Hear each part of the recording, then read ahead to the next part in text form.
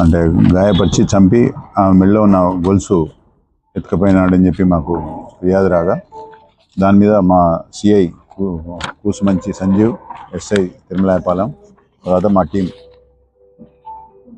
సమర్థవంతంగా పనిచేసి దానిలో ఉన్న ఆ నేరము చేసినటువంటి నిందితుడు బాగా గుర్తానే ప్రశాంత్, అయితపోయిన ప్రశాంత్ను ఇవాళ మార్నింగ్ అరెస్ట్ చేసి అతని దగ్గర అతడు నేరానికి ఉపయోగించినటువంటి ఇనుప రాడ్ను స్వాధీనం చేసుకోవడం జరిగింది.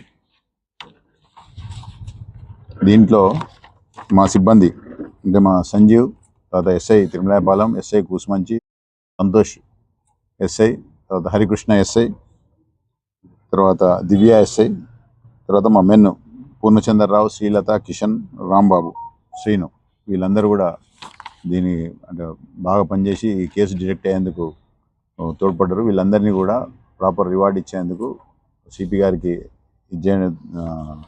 రికమెండ్ చేయడం జరుగుతుంది. తర్వాత మిగతా వాళ్ళకు కూడా క్యాష్ రివార్డ్స్ ఇవ్వడం జరుగుతుంది.